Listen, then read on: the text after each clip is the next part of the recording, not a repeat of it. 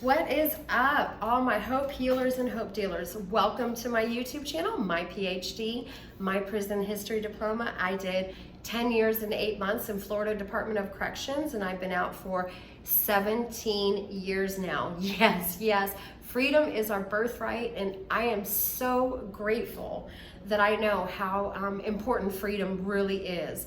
And today I'm going to do a different video. I'm going to do a video that has nothing to do with incarceration. It actually has to do with spirituality and what it looks like, what my experience was when my mom passed away January 15th of this year. I've had a lot of times in my life where I question if there was a God, a higher power, higher self, this great ending, so to speak, or whatever you want to call it, transitioning to the other side, heaven. I just wasn't quite sure. But I do know that after my incarceration and learning that, God didn't have to be religion. That really was such a good experience for me to learn. And then that way I started building up a personal relationship with God of my own understanding.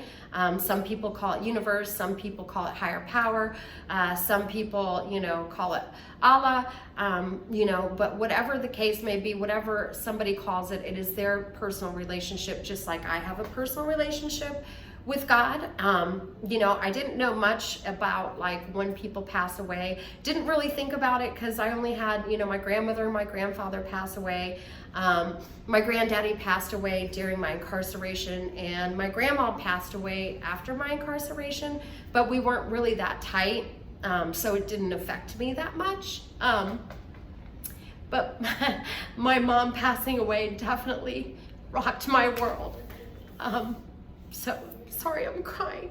I miss her so much. I think about calling her every day, and I can't call her on the phone anymore. But I'm going to tell y'all the story of what I experienced and what my mom let me see, when she left this world. So I got the call from my sister on January 11th of 2024 this year.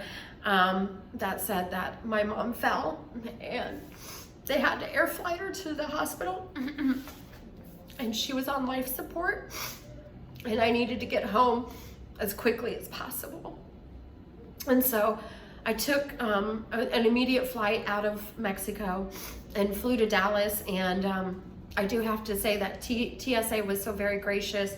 When my flight landed in Dallas, they let me get into the front of the line. Everybody was super supportive and super kind. So I do want to put that out there, and I want to thank the people at the Dallas TSA for being so gracious to me and letting me get to the front of the line. Because there's visitation hours in ICU, and I just wanted to see my mom that night. And so I ran to the airport, and I got there just in time. An Uber picked me up, and I got to the hospital just in time to make it for 20 minutes of visitation in ICU. And just so y'all know, my mom had dementia. It wasn't that bad, just so y'all know. She knew where I lived. She knew when the hurricane blew through where I'm at. Her and I talked about everyday common stuff. Politics, everything. We talked to each other a lot. My mom was there. She was mentally there, but I guess when her and I talked, she showed signs of deterioration around my mom's husband, but not so much around me. It was like I didn't see those signs. And my mom was very physically healthy. She played pickleball every day. One of the things that my sister said that everybody said on the pickleball court was that my mom might have had dementia, but she never forgot the score on the pickleball court. And that's my mom. She could play pickleball for hours. So my mom was very physically active. So for her to fall blew my mind. So I go to ICU and to see my mom hooked up to, all these things. And she had a brain injury. She had a stroke, and her right side was going to be paralyzed, and she wasn't going to be able to talk. And my mom used to always tell me, if I don't have quality of life, take me to a pasture and shoot me. So we obviously knew that my mom didn't want to be on ICU, and my mom would have not have wanted to be alive if she couldn't have quality of life, if she couldn't play pickleball on all day, every day, because that was her love, her passion. When she retired, she played pickleball every day, pretty much. I mean, she was pure muscle. So after about 2 or 3 days in the ICU, they took her off of everything and they moved her into a room with stuff not keeping her alive anymore, and just the morphine drip. And so it was about 2 days, and my mom, was breathing very heavily, and a lot of my sister and my brother saw her during the day, and of course I was there. Her husband came from like 9 a.m. to 2 p.m. and then we got the rest, and I took on the night shift because I always told my mom that I would never let her die alone. And so I took the night shift and sat in this super uncomfortable chair and held my mom's hand the whole time from 10 p.m. until like 8 o'clock in the morning. And then I would go home and get some sleep from like 8 a.m. to 2 p.m. And then rinse, wash, repeat. I'd go back and, stay from 10 p.m. until 8 a.m. And then when her husband would leave, I would come back sometimes from 2 to like 6, get another 4 hours sleep. And then, I got in as much time as I could with her. It was super important. But it was super important that she was not alone in any given moment while she was there, because that was my promise, our conversation with each other.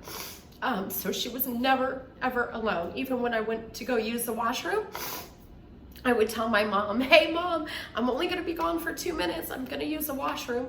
And then I'd come back and sit down and hold her hand. And I would sing to her, "You're my ride or die till the very end.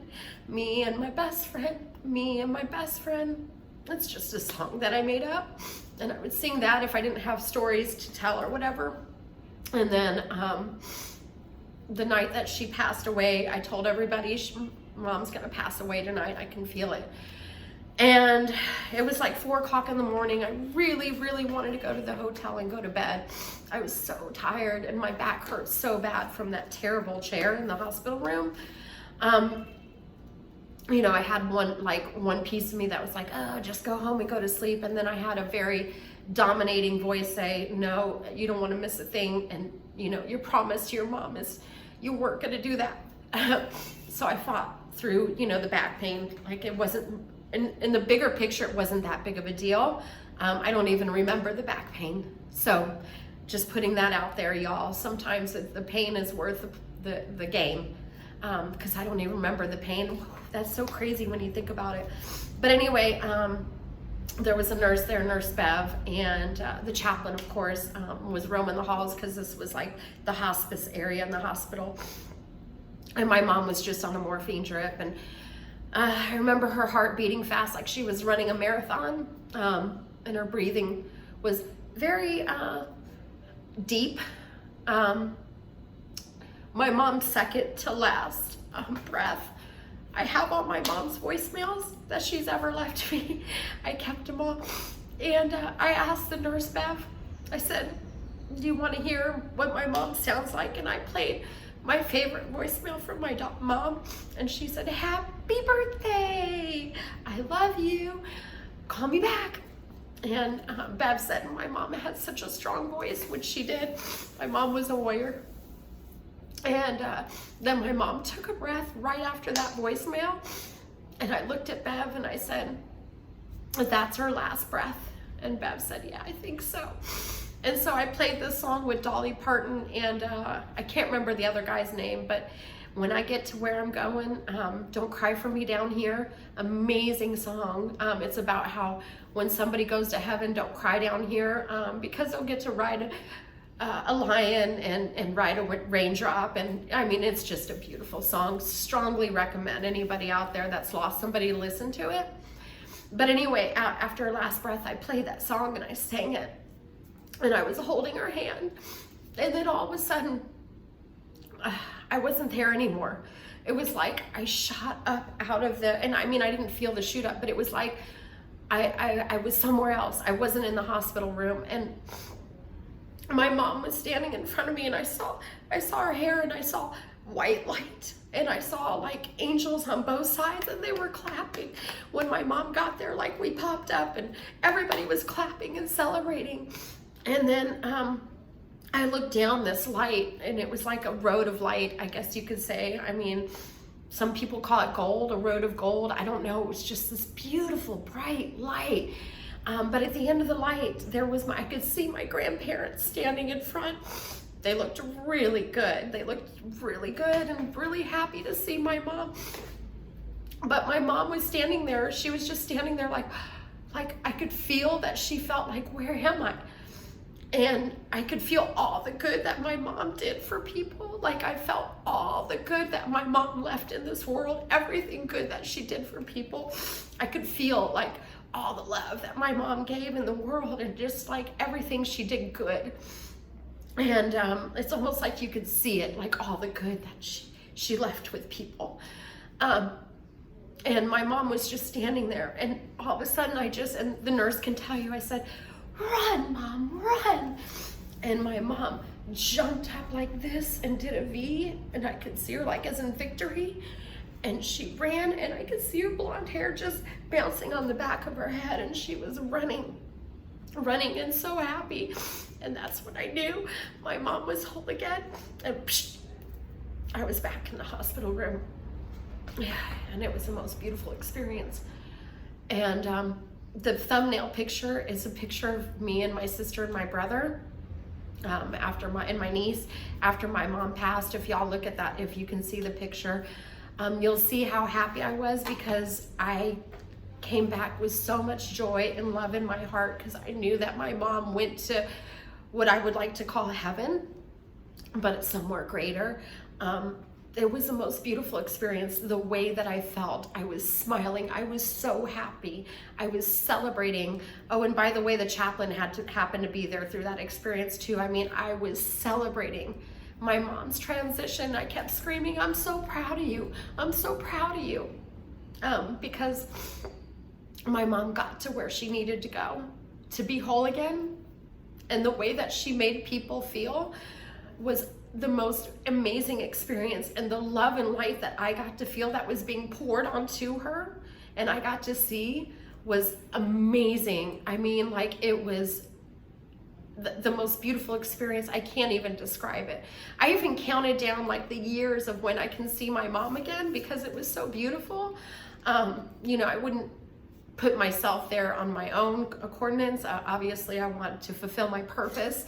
But I'm excited to get there because it was an amazing experience. And I'm grateful that my mom got to bring me with her. It's almost like she wanted to show me that she's okay and that she's whole again. Like, she cut the red tape to get me into the club that I wasn't supposed to be at yet.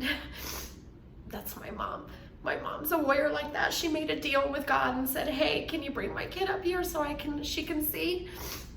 And I got to see, and I want to tell my mom, thank you, Mom, for bringing me with you, because I know for a fact where you're at. And I want to tell you all this. My mom, the times that she went to church, the running joke was that she would snore in church. Like, she didn't go that often. She didn't know the Bible that well.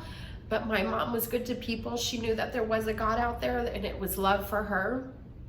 And, you know, my mom really, really was good about giving people hand-ups. Like, if she saw people trying to do good things with their life, my mom was the first person to reach in and help them.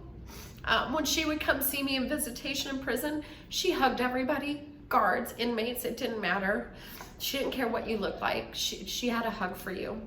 That's who my mom was. After my mom passed, this lady posted on Facebook, my sister sent it to me, and my mom helped this lady in her career. She was younger. She was about 20 years younger than my mom, and my mom saw potential in this young woman. And she left such an impression on this young woman that when she had her baby girl, she named her after my mom, Gail. And that's who my mom is. So here I am. I'm living out my mom's legacy. And this is why I do the things that I do. This is why I want people to feel good. Because this is my job. This is my purpose. I have a ripple effect on other people. And just like my mom left a legacy enough for somebody to name their daughter after her, because my mom did so good by this woman, that's what I'm meant to do. And I want to give back what's given to me, right? Love and light. You know, and at the end of the day, I'm telling y'all, I know for a fact what I saw, and I know for a fact what's waiting on all of us. And it's not about like going to church and quoting the Bible, and that's beautiful. And if that's who you are, that is beautiful. But it's absolutely about how we treat each other and spread love and light. It really is. That's what I felt. That's what I saw. And that's what I know what my mom was. My mom did everything with beautiful intentions. You know, she wasn't perfect at all, at all. My mom had anger issues. She could rip somebody's head off. She could be selfish. You know, she could cut people off and not talk to them for years. She's done that before to even me. That's when you know she means business, and she does it for good reason. You know, so she wasn't perfect. But she was perfect for me, by the way. She was the best mom anybody could ask for me. But the point is that she got it, you know, in the club.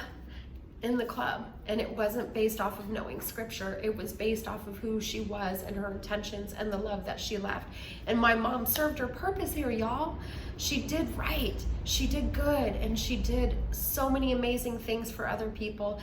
If anybody ever gets a chance, look up Gus and Goldie in El Paso. My mom and her colleague are the ones that came up with these Learn to Swim fish. Just type in Gus and Goldie El Paso and you'll get to see a picture of my mom, Gail. You know, with that being said, all my hope healers and hope dealers, thank you for letting me cry on your shoulder. And, you know, I'm over here dealing with grief. Some days are good, some days aren't. But the good news is that I get to feel my feelings, and my mom is whole again. My mom is whole again, and I know that I have an angel right here sitting with me, cheering me on. I may not be able to call her, but she's right here with me. I love all of you, my hope healers and hope dealers. And if anybody's had an experience like this, let me know in the comments below. You know, it's a beautiful experience. I love you guys. Thanks.